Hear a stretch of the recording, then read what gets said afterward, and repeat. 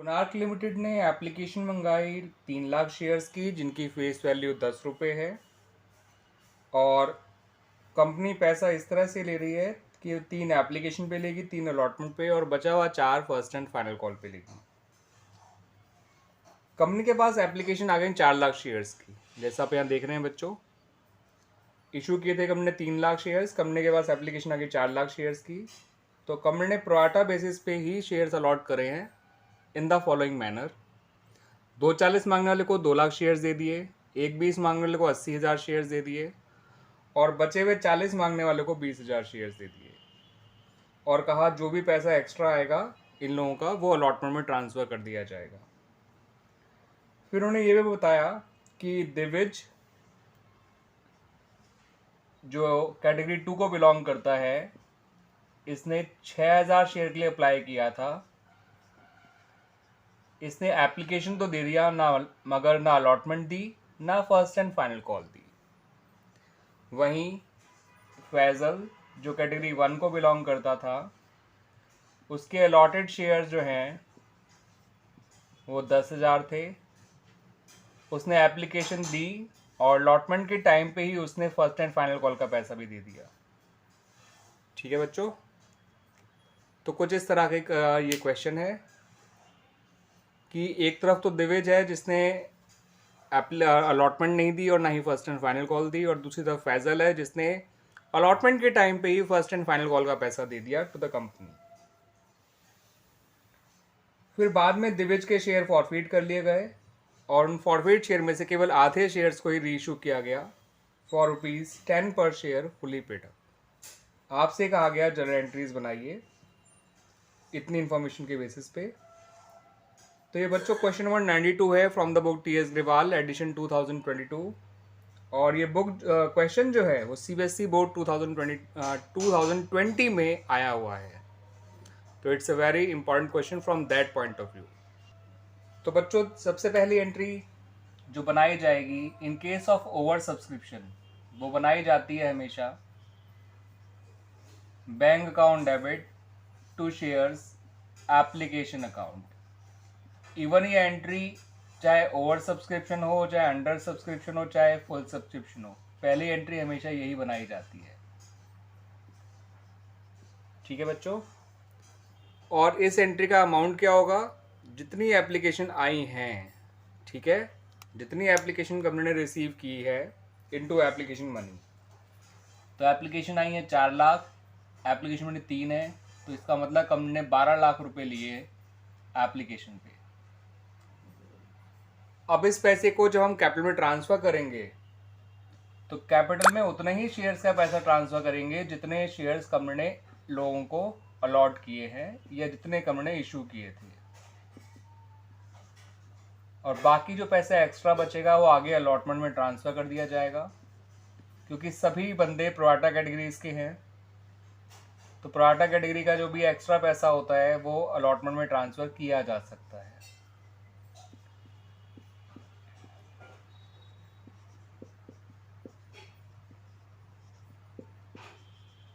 यहाँ तो 12 लाख लिखिएगा। कैपिटल में उतने ही शेयर का पैसा जाएगा जितने कंपनी ने इशू किए, दैट इज़ 3 लाख, और 3 लाख इंटू 3 होता है 9 लाख, और बचा हुआ 3 लाख चला जाएगा अलॉटमेंट में। क्लियर बच्चों? तो इस तरह से बन गई हमारी एप्लीकेशन की दोनों entries.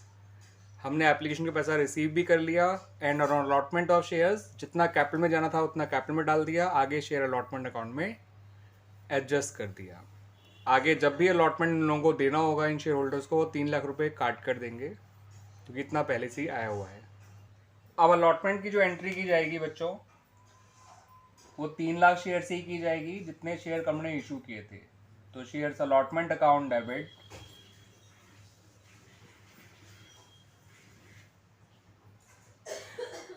To share capital account.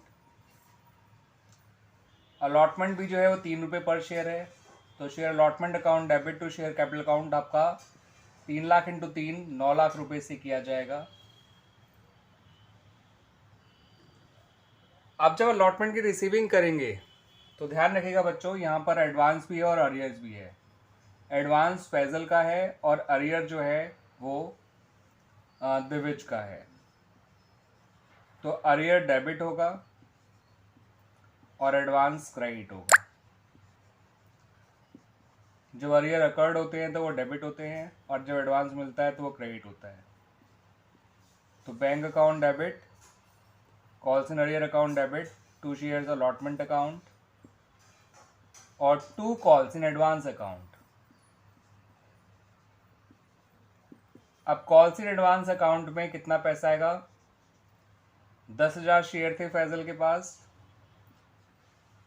Call 4 रुपये की है, तो इसका मतलब 40,000 रुपये तो एडवांस आए हुए हैं। अलॉटमेंट हमने ड्यू कराई थी 9 लाख से, लेकिन 3 लाख तो पहले से आए हुए हैं, तो 6 लाख रुपए यहाँ आ जाएंगे। रही बात अरियर की दिविज के, तो दिविज का अरियर देखिए बच्चों इस तरह से निकाला जाएगा। पहले तो ये पता करिए कि दिविज को कितने शेयर अलॉट किए गए थे। ठीक है, ये 3 स्टेप आपको करने हैं फॉलो। ये उस हर व्यक्ति के लिए किया जाता है जिसको प्रोराटा बेसिस पे शेयर मिलते हैं और वो अलॉटमेंट नहीं देता। ठीक है बच्चों, तो दिविज के हमें अप्लाइड शेयर्स गिवन थे, तो हमें पहले दिविज के अलॉटेड शेयर निकालने होंगे। दिविज जिस कैटेगरी को बिलोंग करता था वहाँ पर 1,20,000 शेयर्स मांगने वालों को 80,000 शेयर्स दिए गए थे, यानी हर 3 मांगने वालों को 2 शेयर दिए गए थे। तो क्योंकि हमें दिविज के अलॉटेड शेयर निकालने हैं तो 2 ऊपर रखिएगा, 3 नीचे रखिएगा। अलॉटेड का रेशियो ऊपर, अप्लाइड का रेशियो नीचे, इनटू दिविज के अप्लाइड शेयर्स, जो कि आ गए दिविज के अलॉटेड शेयर 4,000। अब हमें ये पता है दिविज ने कितने शेयर्स का पैसा एक्स्ट्रा दिया होगा एप्लीकेशन के टाइम पे। उसने 6,000 शेयर मांगे थे तो उसे 4,000 शेयर मिले, तो इसका मतलब उसने जो एक्स्ट्रा पैसा दिया होगा वो 2,000 शेयर्स का दिया होगा। एप्लीकेशन मनी 3 रुपये थी, तो इसका मतलब उसने 6,000 रुपये पहले से ही दिए हुए हैं टुवर्ड्स अलॉटमेंट। अब उसे जो अलॉटमेंट देनी है वो 4,000 शेयर्स की ही देनी है, क्योंकि उसके अलॉटेड शेयर तो 4,000 ही हैं, इनटू 3 जो कि अलॉटमेंट मनी है, माइनस 6,000 जो पहले से आया हुआ है एप्लीकेशन से टुवर्ड्स अलॉटमेंट। तो इसका जो कॉल्स इन अरियर निकल कर आया वो केवल 6,000 रुपये निकल कर आया। ठीक है बच्चों, पहले स्टेप से मैंने ये पता किया कि उसके अलॉटेड शेयर कितने थे, क्योंकि उसके अप्लाइड शेयर दे रखे थे। अगर उसके अलॉटेड शेयर दे रखे थे तो मैं उसके अप्लाइड शेयर निकालता, तब मैं 3 ऊपर रखता और 2 नीचे। ये उसी कैटेगरी का अप्लाइड वर्सेस अलॉटेड रेशियो था। अलॉटेड निकालने थे इसलिए 2 ऊपर 3 नीचे, अप्लाइड निकालना होता तो 3 ऊपर 2 नीचे। ठीक है, इनटू जो दे रखा है, फिलहाल अप्लाइड दे रखा था तो अलॉटेड शेयर आ गए। फिर इससे मुझे पता चल गया कि दिविज ने कितने शेयर एक्स्ट्रा मांगे थे, 2,000। उन्हीं का पैसा आगे अलॉटमेंट में गया होगा, इंटू एप्लीकेशन मनी कर दिया, तो 3,000, 2,000 इंटू 3, 6,000 रुपये उसके आगे अलॉटमेंट में गए थे। अब अलॉटमेंट से देनी है 4,000 शेयर्स की, क्योंकि से अलॉट हुए थे 4,000 शेयर, तो 4,000 इंटू 3 12,000, 6,000 पहले से आए हुए हैं, तो इसका मतलब उसका अलॉटमेंट का अरियर हो गया 6,000। अब इसको हम अरियर में फिल कर देंगे। यहाँ पर 6 लाख में 40 जोड़िए, 40 माइनस 6 कर दीजिए, तो 5,94,000 आपको मिलेगा। ठीक है बच्चों, इस 594 में आपका 554 तो है टुवर्ड्स, सॉरी ये 594 नहीं होगा, ये होगा 634 सॉरी, बिकॉज 594 तो मिले हैं टुवर्ड्स अलॉटमेंट और 40,000 मिला है टुवर्ड्स कॉल्स इन एडवांस। तो टोटल जो पैसा रिसीव हुआ है वो 6,34,000 है। 594 जिसमें अलॉटमेंट के मिले हैं और 40,000 जो है वो एडवांस के मिले हैं। अलॉटमेंट में 6 लाख इसलिए किया क्योंकि 9 लाख मांगे थे, 3 लाख पहले से आए हुए थे, दैट्स वाई। 40,000 एडवांस फैजल का आया। अरियर जो है वो दिविज का आया, जो हमने इन 3 स्टेप्स के थ्रू निकाला, जो हमने यहाँ नीचे करे हैं। ठीक है बच्चों, तो इस तरह से हमारा फर्स्ट अलॉटमेंट तक की एंट्रीज बन गई। आइए अब बनाते हैं फर्स्ट कॉल की entry, first and final call की एंट्री, क्योंकि वो पहली कॉल भी है और साथ साथ आखिरी कॉल भी है। फर्स्ट एंड फाइनल कॉल की एंट्री में पहले हम पैसा ड्यू कराएंगे, तो shares first and final call account debit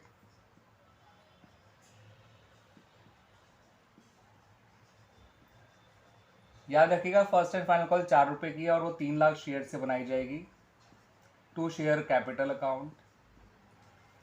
तो 3 लाख इंटू 4 होता है बच्चों 12 लाख रुपए। तो ये 12 लाख से ड्यू कराई जाएगी फर्स्ट एंड फाइनल कॉल। ठीक है बच्चों, ये देख लीजिए, आपको अब क्लियर नजर आ रहा होगा। अब फर्स्ट एंड फाइनल कॉल की रिसीविंग की एंट्री काफ़ी अच्छी है बच्चों, क्योंकि यहाँ पर फर्दर अरियर भी आया है फर्स्ट एंड फाइनल कॉल पे, तो अरियर डेबिट होगा। और यहाँ पर हमें एडवांस ख़त्म भी करना है फैजल का, तो एडवांस भी डेबिट होगा। तो कॉल्स इन अरियर भी डेबिट होगा, क्योंकि नया अरियर आया है, दिव्यज का ही है ये अरियर। अब उसका अरियर निकालने में ज़्यादा दिक्कत नहीं आएगी। He has 4000 shares and 4 rupees आपका first and final call money है, तो उसका अरियर हो जाएगा 16,000 रुपये। लेकिन अब एडवांस ख़त्म करने की बारी भी आ गई है, जो आपको मिला था फैजल की तरफ से on allotment towards final call. ठीक है, तो अरियर भी डेबिट हुआ और एडवांस भी डेबिट हुआ। 2 shares first and final call account. यहाँ लिखिए 12 लाख की, एडवांस में लिख दीजिए 40,000 और यहाँ लिखिए 16,000, क्योंकि उसके पास 4,000 शेयर हैं। याद रखिएगा, दिव्यज के पास 4,000 शेयर हैं, 6,000 तो उसने अप्लाई किए थे और 4 रुपये की अलॉटमेंट मनी है, तो 4,000 इंटू 4 16,000 होता है। इसलिए 12 लाख में से 40 गए तो 11,60, 11,60 में से 16 गए तो 11,44,000, 11,44,000 आपने रिसीव किया at the time of receiving the first call. Advance जब मिलता है तो क्रेडिट होता है, जब उसे एडजस्ट कर दिया जाता है टुवर्ड्स द रिस्पेक्टिव कॉल तो वो डेबिट हो जाता है। इस बात को ध्यान रखिएगा बच्चों। अब कॉल्स तो सारी हो चुकी हैं, अब हमें एंट्री जो बनानी है वो दिव्यज के शेयर के फॉरफिट करने की बनानी है। तो जब भी शेयर फॉरफिट किया जाता है किसी भी बंदे का, तो शेयर कैपिटल अकाउंट डेबिट हो जाता है।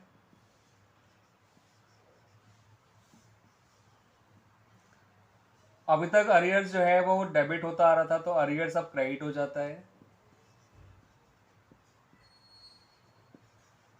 और जो पैसा वो ऑलरेडी दे चुका है वो उसे लौटाया तो नहीं जाएगा, कंपनी उस पैसे को फॉरफिट शेयर अकाउंट में ट्रांसफर कर देती है। दिव्यज से पूरे 10 रुपये मांगे गए थे, 4,000 उस पर शेयर्स थे, तो 4,000 इंटू 10 40,000। उसका आप अरियर्स देखेंगे तो उसका अरियर 6,000 तो आया था अलॉटमेंट पर और 16,000 आया था फर्स्ट एंड फाइनल कॉल पे, तो उसका टोटल अरियर है 22,000 रुपये। ठीक है बच्चों, तो 22,000 कॉल सिनरी में डाल दीजिए, बचा हुआ 18,000 यहाँ डाल दीजिए। ये हो गए हमारे दिव्यज के शेयर फॉरफिट, यानी उसका ऑलरेडी पे किया हुआ पैसा 18,000 रुपये था। ठीक है, जो उसको लौटाया नहीं गया, कंपनी ने फॉरफिट करके रख लिया। इस पैसे को यूज़ किया जाएगा शेयर्स के रीइशू पे, अगर कोई डिस्काउंट दिया गया है तो उस डिस्काउंट को कवर करने के लिए। वो अलग बात है कि शेयर्स यहाँ पर पार पे रीइशू हुआ है तो डिस्काउंट देना ही नहीं पड़ा। अब कैसे पता चला कि शेयर डिस्काउंट पे रीइशू हुए हैं? क्योंकि इसमें कह रखा है कि शेयर को 10 रुपये पर शेयर बेचा गया है, वो भी आधे शेयर को रीइशू करा है, यानी 2,000 शेयर्स को, याद रखिएगा। और फुली पेड अप माना है। फुली पेड अप मतलब फेस वैल्यू, और वो है 10 रुपये, तो यानी कंपनी 10 रुपये का शेयर को 10 रुपये का मान के 10 का ही बेच रही है। तो जितने का शेयर वो पेड अप मान रही है उतने का ही वो बेच रही है, इसका मतलब वो शेयर को पार पे रीइशू कर रही है। तो 2,000 इंटू 10 20,000, 2,000 इंटू 10 20,000। तो इसका मतलब फॉरफिट शेयर में जो पैसा था इन शेयर्स का वो हमारे लिए यूटिलाइज ही नहीं हुआ रीइशू के टाइम पे, तो वो सारा का सारा हमारे लिए कैपिटल गेन बन गया। मगर ये पूरा 18,000 हमारे लिए कैपिटल गेन नहीं बना है, क्योंकि हमने सारे शेयर रीइशू नहीं करे हैं। तो कैपिटल गेन कितना बना है वो बताऊंगा, पहले इसकी एंट्री देख लीजिए। गेन की एंट्री होती है forfeited shares account debit to capital reserve. Forfeit share account debit हो जाता है और कैपिटल रिजर्व अकाउंट क्रेडिट हो जाता है। This is the entry for gain. अब ये गेन आपका कैसे आया मैं आपको बताता हूँ। बहुत सिंपल सा लॉजिक है बच्चों, ज़्यादा इसमें वो नहीं करना, बहुत बच्चों वाली मैथ्स लगानी है। उसके 4,000 शेयर फॉरफिट किए गए थे, जिनका फॉरफिट अमाउंट 18,000 है। अब ये आपने फॉरफिचर की एंट्री में देखा, लेकिन उसके शेयर रीइशू तो वो केवल 2,000 किए गए हैं। तो बच्चों वाली मैथ्स लगाइए। अगर 4000 शेयर का फॉरवर्ड अमाउंट 18,000 है तो 2000 शेयर का फॉरवर्ड अमाउंट कितना होगा? 9000। ठीक है बच्चों, 4000 का अगर 18,000 है तो 2000 का कितना होगा? 9000। अब इन फॉरफिट शेयर पे डिस्काउंट तो दिया ही नहीं हमने जो रीइशू किए, तो discount on reissue forfeit share 0 है, तो इसका मतलब हमारा गेन भी कितना है?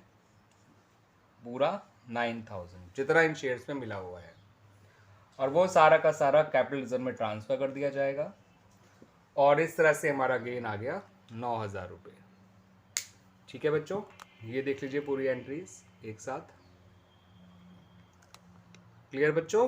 तो ये फॉरफीचर की एंट्री, ये रीइशू की एंट्री, और ये गेन की एंट्री, और ये गेन कैसे निकाला उसकी एंट्री।